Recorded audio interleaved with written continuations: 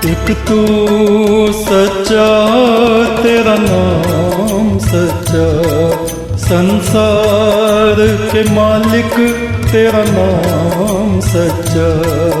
एक तू सच्चा, तेरा नाम सच्चा, संसार के मालिक तेरा नाम सच्चा।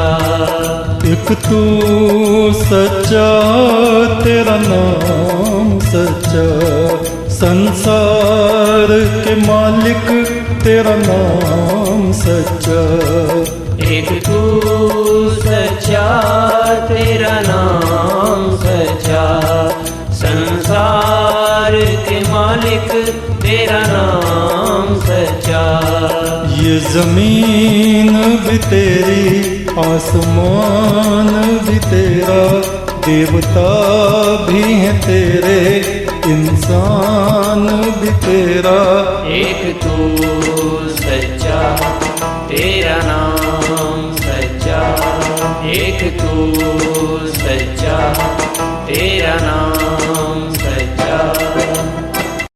कभी प्यार के फूल खिलते जिंदगी में, कभी प्यार के फूल खिलते जिंदगी में, कभी प्यार के फूल खिलते जिंदगी में, कभी प्यार के फूल खिलते जिंदगी में, कभी क्रोध ध्वंस करता सब जिंदगी में, कभी क्रोध ध्वंस करता सब जिंदगी में।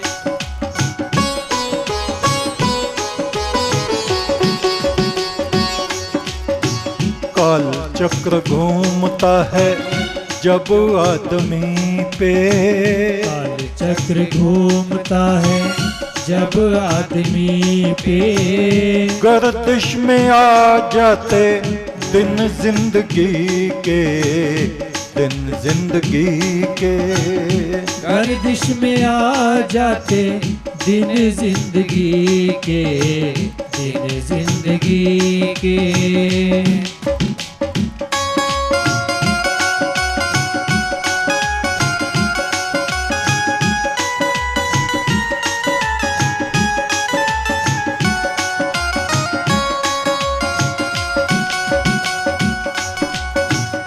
स्वर्ग से इंद्र गिरा अभिमान करके, देवगुरु बृहस्पति का अपमान करके।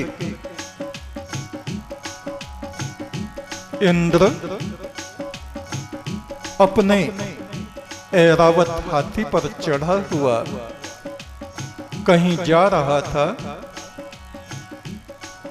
एक ऋषि ने उसको एक पुष्पमाला भेंट की।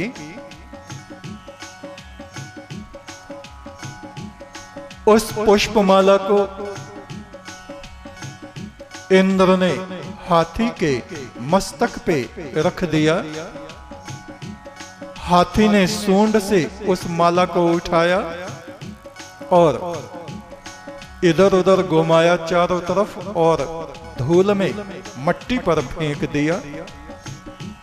और उस पुष्पमाला को रौंदता हुआ हाथी आगे निकल गया।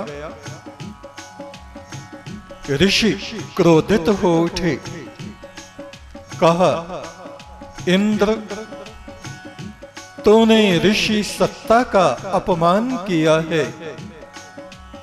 कुछ ही दिनों में तेरा पतन निश्चित है। और ऐसा ही हुआ। स्वर्ग में इंद्रासन पर इंद्र बैठा है। देवगुरु बृहस्पति आए, उसकी मति मारी गई। उनका स्वागत करने के लिए खड़ा नहीं हुआ, नमस्कार नहीं किया, गुरु के चरण स्पर्श नहीं किए, पैर धुले नहीं। ऐसा परिवर्तन देखकर देवगुरु बृहस्पति ने इंद्र को श्राप दिया, इंद्र तुम्हारी बुद्धि भ्रष्ट हो गई है, तुम गुरु सत्ता का अपमान कर रहे हो, अतः स्वर्ग से तुम पतित हो जाओगे। और कुछ ही दिनों में दैत्यों ने आक्रमण किया, मार काट चारों तरफ मचा दी और इंद्र को स्वर्ग छोड़कर प्राण बचाकर भागना पड़ा। नहुष ययाति उनका स्वर्ग से पतन हुआ। राजा बलि यज्ञ कर रहे थे स्वर्ग को विजित करने के लिए, किंतु शुक्राचार्य की आज्ञा को न मानकर 52 बने विष्णु को 3 पग भूमि दान कर दी। शुक्राचार्य ने बहुत कहा, राजा बलि सावधान, ये जो छोटे कद का ब्राह्मण तुमको दिख रहा है, ये छल करने वाला विष्णु है। ये तुमसे छल करेगा, तुम्हारा राज्य श्री सब कुछ, तुम्हारा बल नष्ट हो जाएगा। किंतु राजा बलि ने अपने गुरु की बात पर ध्यान नहीं दिया और वैसा ही हुआ जैसा शुक्राचार्य ने कहा था। जा रहे थे बैकुंठ को, पहुंच गए पाताल। कहां तो राजा बलि सोचता था मैं इंद्र के सिंहासन पर जाके बैठूंगा, और ऐसा हुआ। विष्णु ने अपना रूप बढ़ाया बढ़ाया बढ़ाया, एक पग में अंतरिक्ष, दूसरे में ब्रह्मलोक, तीसरे पग को कहा ये कहां रखूं? बलि ने कहा मेरे मस्तक पे आप रखें, और विष्णु ने उसके मस्तक पे पैर रख के उसको नीचे पाताल में पहुंचा दिया।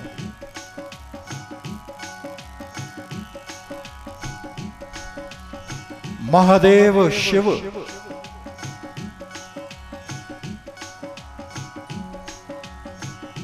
उनका जब ऐसा समय आया संकटों का, भस्मासुर जैसा पुजारी शिष्य तब से उनको मिल गया, और उसने वरदान में मांगा जिसके सिर पे हाथ रखूं वो भस्म हो जाए, और वो शिव के ही पीछे भाग लिया उनको भस्म करने के लिए। आगे मोहनी रूप रख के विष्णु प्रकट हुए और उनको बचाया। प्रभु राम का जब बुरा वक्त आया, राज्य के बदले वनवास उनको प्राप्त हुआ। दशरथ मरण, सीता हरण, लक्ष्मण के प्राण मुश्किल से बचे। नागफांस में दोनों भाई राम लक्ष्मण बन गए, मूर्छित हो गए, बेहोश हो गए। यह है काल चक्र। इस काल चक्र ने देवताओं को, अवतारों को भी नहीं बख्शा।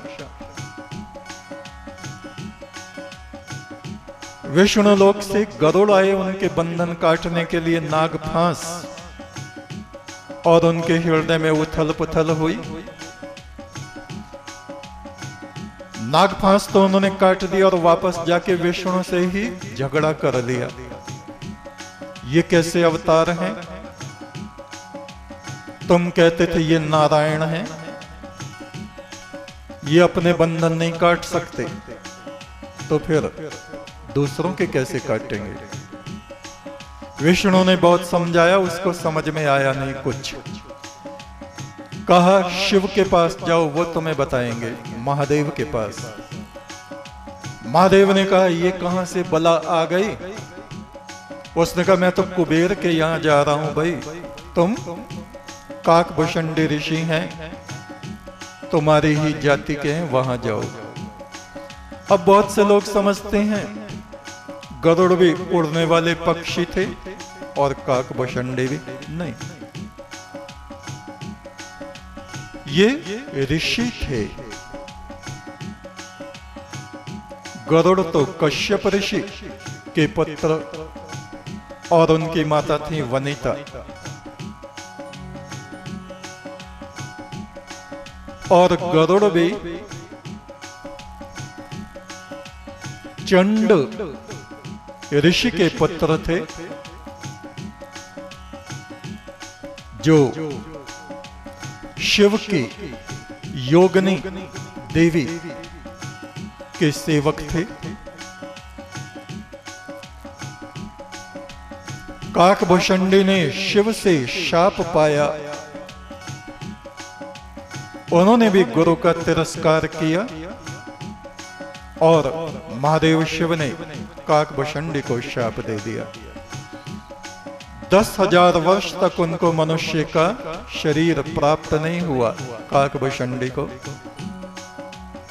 बाद में ज्ञान बुद्धि प्राप्त हुई, ऋषि शरीर प्राप्त हुआ और तब 12-12 वर्ष के 4 अनुष्ठान उन्होंने किए। वैदिक मंत्रों से परम ब्रह्म का यजन उन्होंने किया और रुद्र और आदित्य गति को वे प्राप्त हुए। और कहते हैं आज भी वे ऋषि अजर अमर हैं मेरू पर्वत पे। जब कभी बिगड़ता नसीब आदमी का, जब कभी बिगड़ता नसीब आदमी का, उल्टा दिमाग हो जाता आदमी का, उल्टा दिमाग हो जाता आदमी का।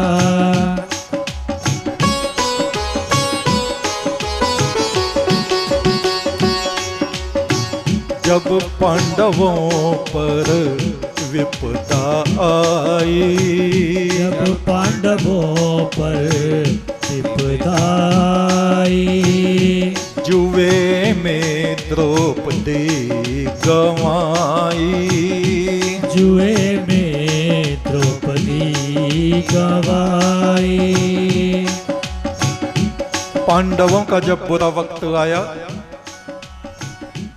शकुनी से दुर्योधन से जुआ खेलने बैठ गए, सब कुछ हारते चले गए, राजपाट हार गए, द्रौपदी भी दांव पे लगा दी। काल चक्र का प्रभाव।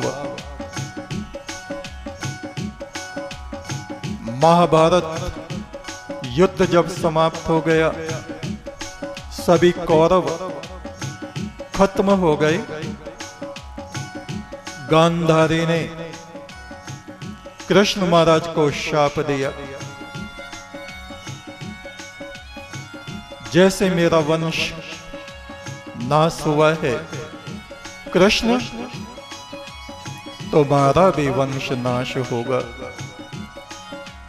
उससे पहले यादव लोग दुर्वासा को क्रोधित करके दुर्वासा से श्राप पा चुके थे।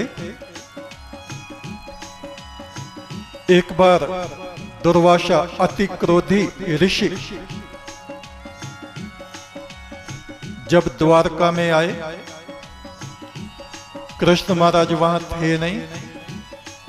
लड़के लड़के उन्होंने कहा इन ऋषि से हंसी मजाक करते हैं। एक लड़के को उन्होंने स्त्री का भेष बनाया, उसके पेट में कपड़े और लोहे के ऊपर कपड़े लपेटे और पेट से बांध दिया। घूंघट निकाला, कहा, हे ऋषि, ये हमारी पत्नी है, आप बताओ इसके क्या पैदा होगा, पुत्र होगा या पुत्री? और ऋषि तो बड़े क्रोधी थे। उन्होंने कहा, इससे यदुवंश का विनाश पैदा होगा। और लड़के तो घबरा गए, भाग गए। कृष्ण महाराज आए, उनको पता चला ऐसा हो गया। कहा, जब ऋषि ने शाप दिया है तो पूरा तो होगा। फिर भी उस लोहे को उन्होंने घिसवाया, समुद्र के पानी में रेत रेत हो गया लोहे का, और एक जरा सी कील रह गई, उसको वैसे ही फेंक दिया। वो कील एक बहेलिये के हाथ लग गई, शिकारी के। जो लोहे का रेत था वो बहता बहता किनारे पे आ गया और वहां फटेरा जम गया। कोई पर्व काल आया, यदुवंशी इकट्ठे होके समुद्र स्नान और पूजा पाठ करने गए। वहां किसी ने एक को छेड़ दिया, क्रोध पैदा हुआ, आपस में दो ग्रुप उनके बन गए, फटेरे उखाड़ उखाड़ के, और वे एक दूसरे को मारने लगे। सब के सब वहीं मर गए। एक बहेलिये ने उस कील को देखा, अपने तीर में लगाया,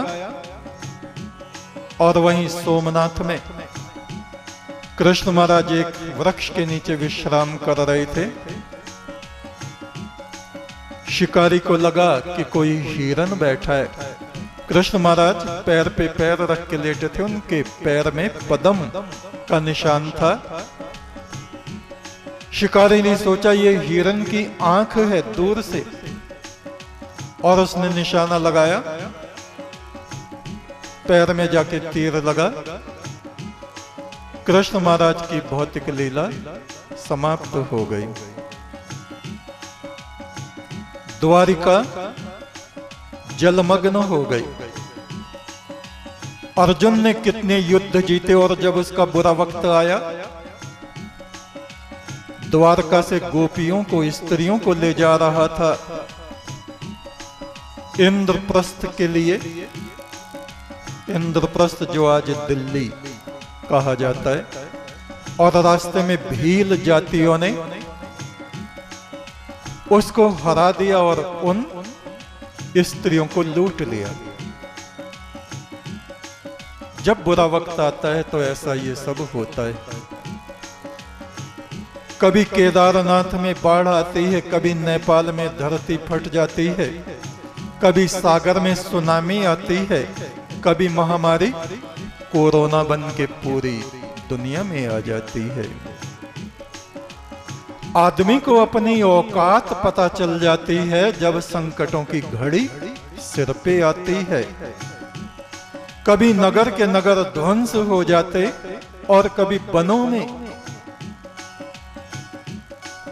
राज्य बस जाते, जैसे खांडव वन था और वहां आज इंद्रप्रस्थ दिल्ली है। सूर्य और चंद्रमा को ग्रहण लगता है, उनकी चमक कम हो जाती है। बुरा वक्त आया, सती को लाख समझाया महादेव ने, हमको निमंत्रण नहीं मिला है, तुम अपने पिता दक्ष के यज्ञ में मत जाओ। मानी नहीं। महाराज दक्ष ने ऐसे ऐसे कटु वचन उसको कहे शिव के लिए, वो अपमान सहन नहीं कर सकी और यज्ञ कुंड में कूद गईं और जल के राख हो गईं। एक तू सच्चा, तेरा नाम सच्चा, परमेश्वर सच्चे बादशाह। एक तू सच्चा, तेरा नाम सच्चा, परमेश्वर सच्चे बादशाह।